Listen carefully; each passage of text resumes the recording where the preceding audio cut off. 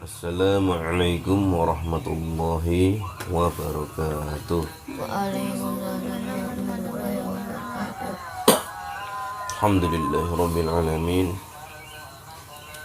Nahmaduhu wa nasta'inuhu wa nastaghfiruh wa na'udzu billahi min syururi anfusina wa min sayyiati a'malina. May yahdihillahu fala mudilla lahu wa may yudlil fala hadiya lahu. Asyhadu an la ilaha illallah wahdahu la syarika lahu wa asyhadu anna Muhammadan 'abduhu wa rasuluh la nabiyya wa la rasula ba'da. Allahumma shalli wa sallim ala sayyidina Muhammad wa ala alihi wa ashabihi faman tabi'ahum bi ihsanin ila yaumil qiyamah.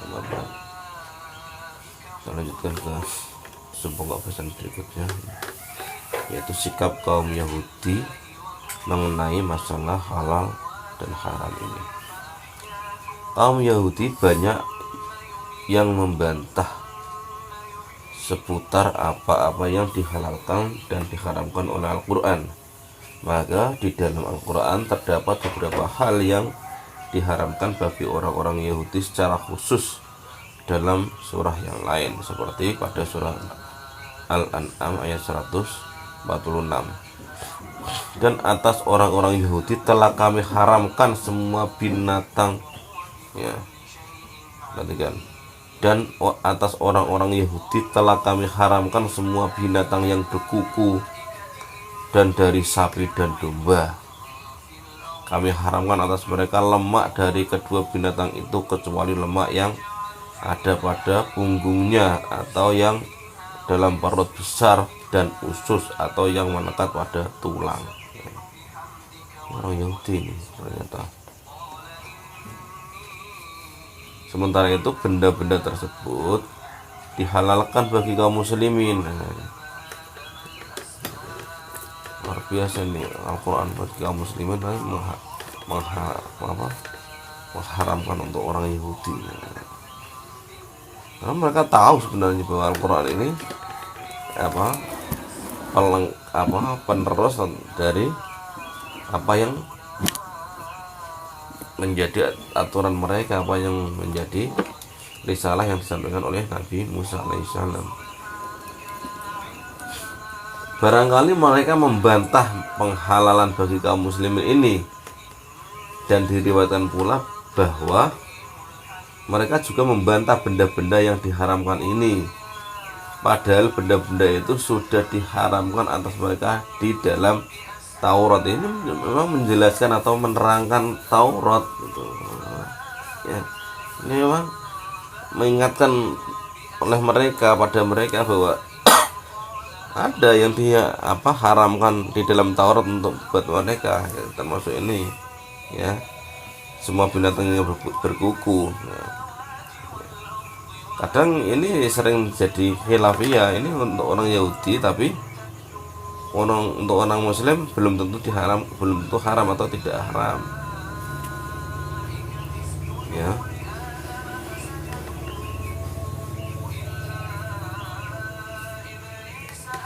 Nah, ternyata memang sudah menjadi tujuan mereka yang abadi, yaitu hendak menimbulkan keraguan-keraguan terhadap kebenaran perintah Al-Quran dan kebenaran wahyu dari Allah ini. Oleh karena itu, di sini kita jumpai ancaman keras atas orang-orang yang menyembunyikan Alkitab yang telah diturunkan oleh Allah, ya.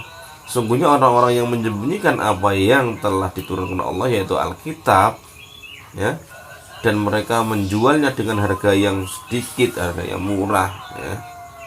Yang harga dunia itu murah itu, karena apa yang mereka dapat itu sebenarnya akhirat, itu tukar dengan dunia, itu rugi.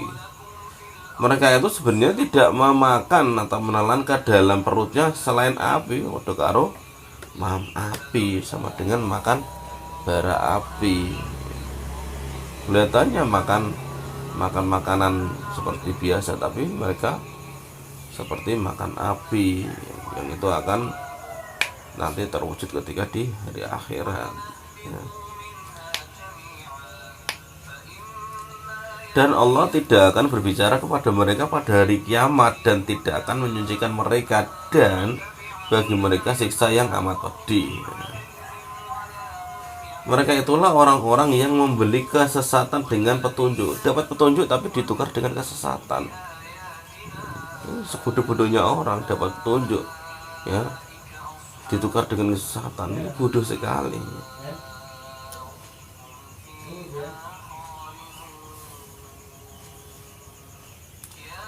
Dan siksa dengan pengampunan. Mereka dapat pengampunan tapi malah ditukar dengan siksaan, ya.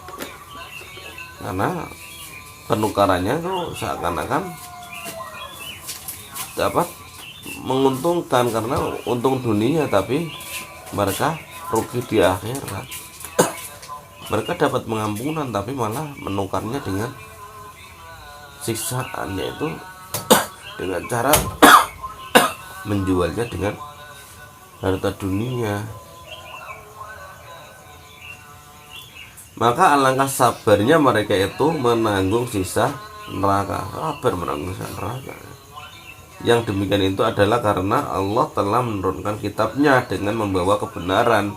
Dan sesungguhnya orang-orang yang berselisih tentang kitab itu benar-benar dalam persengketaan atau penyimpangan yang jauh. Celaan menyembunyikan apa yang diturunkan Allah ini, tujuan pertamanya adalah untuk ahli kitab, ya. Akan tetapi penunjukan nas yang umum ini, ya, bisa ditetapkan bagi semua setiap ahlul milah atau pemeluk agama lain termasuk Islam, ya. Makanya hati-hati kalau kita mengaku muslim menyembunyikan kebenaran, menyembunyikan apa yang diturunkan oleh Allah, ya kita bisa terkena apa yang ditimpakan pada orang-orang Yahudi. Kalau ada kebenaran kita sembunyikan, kita malah mendukung ketidakbenaran, itu bahaya, ya. Itu menjual petunjuk dengan kesesatan, itu bahaya sekali, ya.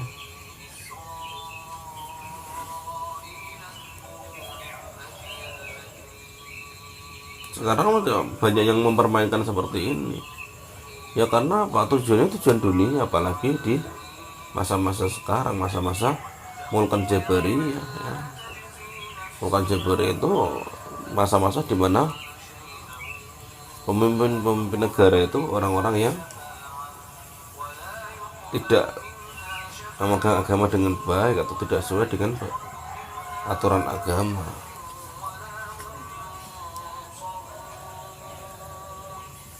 Maka tidak heran banyak pemimpin negara, banyak pejabat, nah, yang tersangkut kasus korupsi, ya, ngambil yang bukan haknya.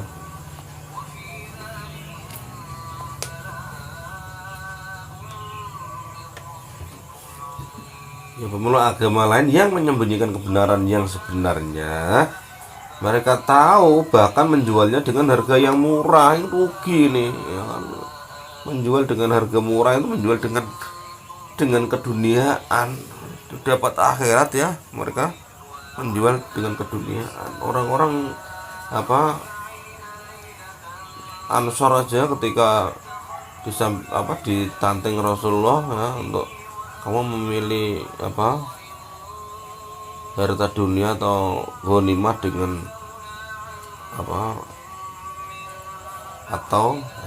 atau memilih Allah dan Rasulnya, kamu akhirat. Mereka pada menangis karena mereka tahu bahwa kamu akhirat itu lebih utama. Ini terjadi pada perang Hunain, ya, habis perang Hunain, ya, karena orang-orang habis Fatu Mekah kan itu orang-orang Islam manyaran, ya,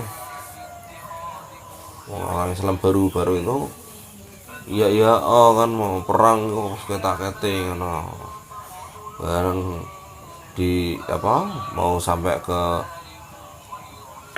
Taif, ya, Bani Sakif itu lewat sebuah lembah kan di samping kanan kiri ada tebing itu, ya, mereka dilempari batu dari atas, kocar kacir itu, wah, lari terbirit-birit itu orang-orang Mekah itu. Nah, Rasulullah langsung maju ke depan, panggil itu orang-orang Muhajirin Ansor, semua langsung mengikuti Rasulullah, mengawal Rasulullah dan terus melangkah ke depan. Akhirnya orang-orang Mekah juga ikut-ikutan gitu, orang-orang Islam baru itu, dan akhirnya bisa menaklukkan suku Taif ya, Bani Saqif itu, dan dapat ghanimah banyak yang diberi. Tapi yang diberi ghanimah, bagi pembagian ghanimah yang dapat banyak malah orang-orang Mekah, pada geremeng-geremeng itu orang-orang Ansor ya. Ini kembali pada saudaranya lagi itu Rasulullah ya, maka terus diomong seperti itu. Mereka cuma dapat harta dunia, kalian dapat Allah dan Rasulnya.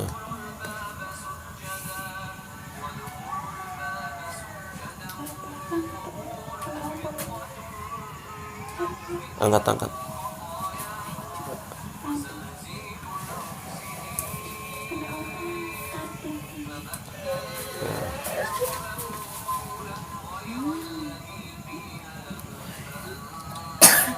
Nah ini yang harus kita pahami dan hati-hati dengan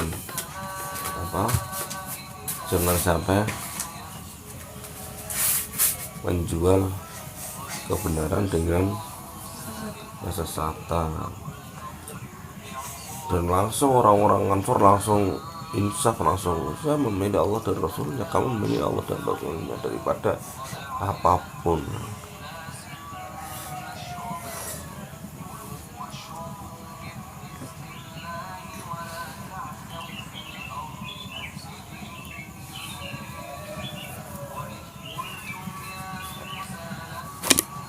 Penjualan ayat dengan harga murah dan penyembunyian ayat ini semata-mata untuk mengharapkan keuntungan harta dan kepentingan dunia dari perbuatannya itu, dan imbalan yang diharapkan berupa keuntungan dunia itu adalah suatu harga yang sangat rendah ya, harga yang sangat rendah, tidak berharga di hadapan Allah ya, bila dibandingkan dengan kerugian yang harus diderita karena tidak mendapat ridha Allah dan tidak mendapat pahala akhirat dari Allah. Rugi kita.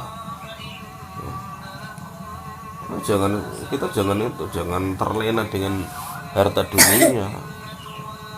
Kalau kita cenderung pada dunia, alwahnya, hubud dunia, cinta dunia, dan lupa akan kematian, itu bahaya.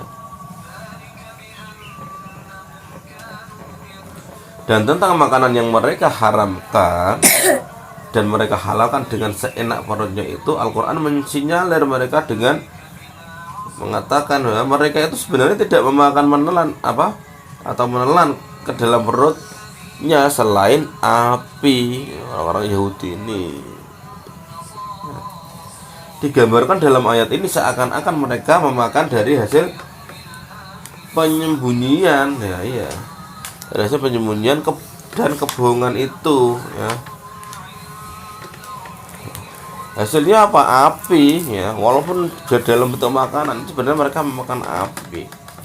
Artinya apa? Merusak jiwa ya, merusak jiwa dan fisik mereka yang ditelan ke dalam perut mereka, seakan-akan mereka memakan api. Dan ini adalah hal yang sebenarnya atau hakiki apabila mereka sudah kembali ke akhirat nanti, karena api itu menjadi pakaian dan makanan bagi mereka.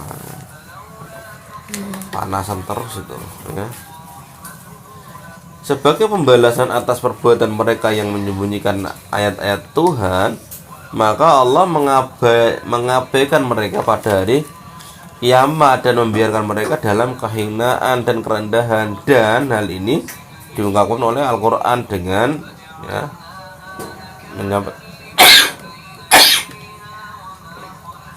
menyampaikan, dan Allah tidak akan berbicara kepada mereka pada hari kiamat, dan tidak ada penyucian, tidak akan menyucikan mereka ya. Ya kalau Allah tidak mau bicara ya udah, ya nggak mungkin dianggap ya cemplungin neraka langsung. Ungkapan ini adalah untuk menggambarkan pengabaian itu dengan gambaran yang dekat dengan perasaan dan pengertian manusia, diwekno rasane sangat tidak enak ya. Tidak ada pembicaraan, tidak ada perhatian, tidak ada penyucian, dan tidak ada pengampunan bagi mereka ya. Tidak ada negosiasi sama sekali ya. Dan bagi mereka siksa yang amat pedih. Ungkapan lain dikembangkan dengan gambaran yang imajinatif ya. Mereka itulah orang-orang yang membeli kesesatan dengan petunjuk ya. Imajinatif ini ya. Artinya ini pemilihan prosanya, pemilihan katanya itu sangat mendalam ya. Membeli kesesatan dengan petunjuk, rugi ya. Ibaratnya nek umpamane membeli kotoran, sesuatu yang tidak berharga dengan harga yang mahal, rugi ya. Gak ada gunanya yang dibeli, sementara yang dikeluarkan, uang yang dikeluarkan itu sangat banyak ya, itu rugi.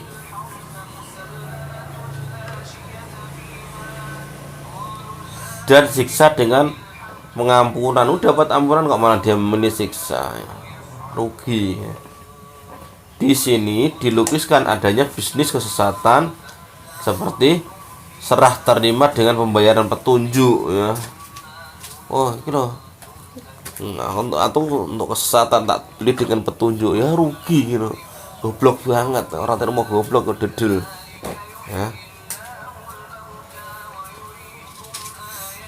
Asalnya apa ibaratnya apa iso melek dapat petunjuk malah buta karena tidak dapat petunjuk, gelap ya. Dia malah milih yang gelap ya. Bodoh sekali.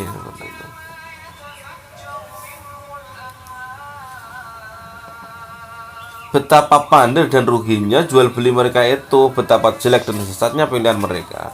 Alangkah sabarnya mereka terhadap sisa mereka, sisa neraka, seolah-olah mereka dengan sengaja menuju ke siksa neraka ya, melenggang aja enak ya. Makanya ini harus kita sadari terus, jangan sampai kita terlena oleh harta dunia ya. Artinya harta dunia yang tidak hak kita ya. Harta dunia yang haram ya, harta dunia yang kita dapatkan dengan menzalimi orang lain seperti itu. Jangan berpikirnya lumayan terus apa lumayan itu rugi banget ya, lumayan akeh aja rugi apalagi ini lumayan.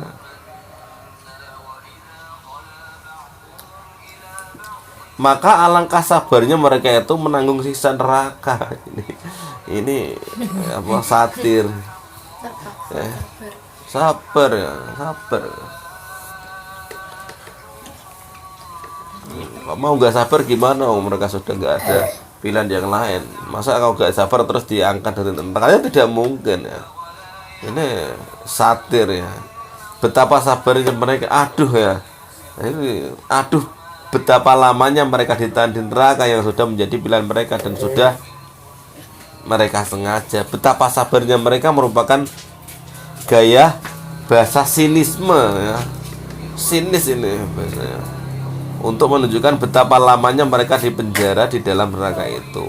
Ini merupakan pembalasan yang cocok dengan kejahatan mereka, yakni kejahatan menyembunyikan kitab yang telah diturunkan Allah, yang semestinya dipublikasikan dan disosialisasikan kepada masyarakat, diaplikasikan ya, disosialisasikan itu disiarkan, dipublikasikan itu disampaikan pada masyarakat ya, diaplikasikan itu diwujudkan dalam realitas kehidupan di dunia untuk menjadi syariat dan manhaj kehidupan ya.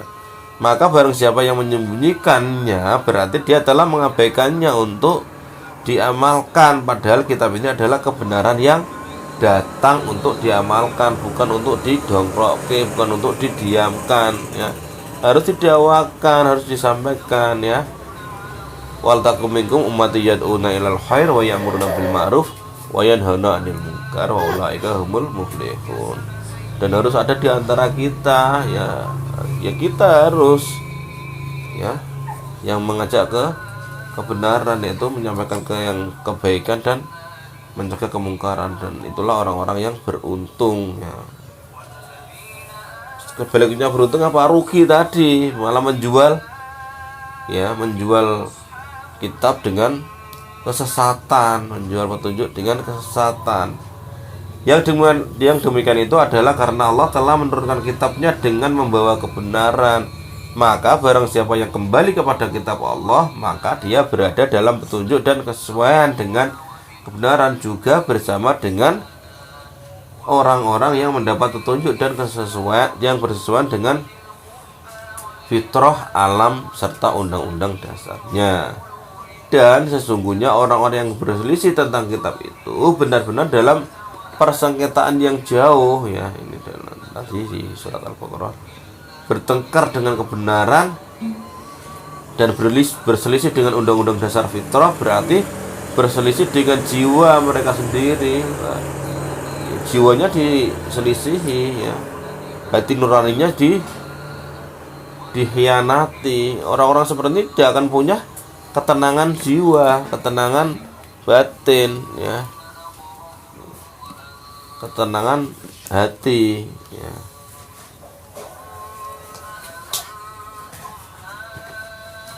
Memang demikianlah keadaan mereka dan akan senantiasa begitu ya, dan disamakan dengan mereka semua umat yang menyelisih dan menentang kitabnya, yaitu mereka yang tidak mau menerima kitab Allah secara total, melainkan memilah-milahnya. Tidak boleh, harus semua. Maka harus kalian pelajari semua ini biar paham Islam benar-benar.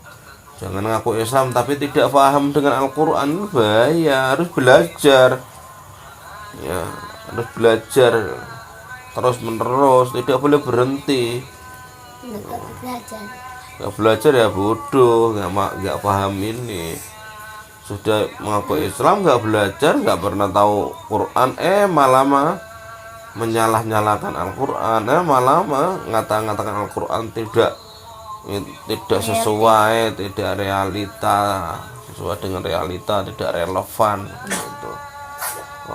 Lebih baik ini daripada Al-Quran, sementara dia tidak pernah belajar sama sekali, tidak pernah memahami Al-Quran dengan baik ya. Cuma pernah melihat dari terjemahan itu tidak bisa menggambarkan Al-Quran dengan sesungguhnya, cuma itu gambaran sepintas saja, itu tidak bisa mewakili apapun. Itulah ancaman Allah yang berlaku sepanjang masa ya, dan terhadap semua manusia meski berlainan jenis dan suku bangsanya. Dan kita melihat realisasinya adalah realitas hidup yang kita hadapi ya. Ini yang harus kita pahami bersama. Jangan sampai kita tertipu ya. Nggak memahami Al-Quran, nggak belajar Al-Quran, malah belajar yang lain dan mengatakan yang lain itu lebih baik daripada Al-Quran, lebih mudah daripada Al-Quran. Tidak dapat apa-apa kalau tidak belajar Al-Quran, karena buatan-buatan manusia itu cuma mengikuti hawa nafsu saja ya. Walaupun itu seakan-akan muncul dari gagasan yang bagus ya, itu lebih cenderung pada mengikuti hawa nafsu, termasuk hawa nafsu membuat sesuatu yang wah, membuat sesuatu yang seakan-akan puitis, seakan-akan filosofis, seakan-akan bagus, seakan-akan benar, seakan-akan santun ya. Tapi tidak ada keseimbangan ketika menghadapi hal yang berbeda, karena harus ada keseimbangan, santun ya, juga harus karakter kuat, juga harus tegas, gak lede-lede, terus gak suka berbohong. Dan di Islam itu mengajarkan itu dengan sangat seimbang, tidak bisa condong ke satu dan meninggalkan yang lain, harus seimbang, karena itu membentuk karakter yang sesungguhnya, membentuk akhlak yang semestinya Kalau nggak seperti itu, jiwanya akan miring, jiwanya akan tidak normal ya. Cukup sih, walhamdulillah. Wallahu muwaffiq ila aqwamit thoriq. Kita tutup dengan doa kafaratul majelis. Subhanakallahumma wa bihamdika asyhadu an la ilaha illa anta astaghfiruka wa atubu ilaik. Assalamualaikum warahmatullahi wabarakatuh. Waalaikumsalam warahmatullahi wabarakatuh. Subscribe ya. Subscribe ya.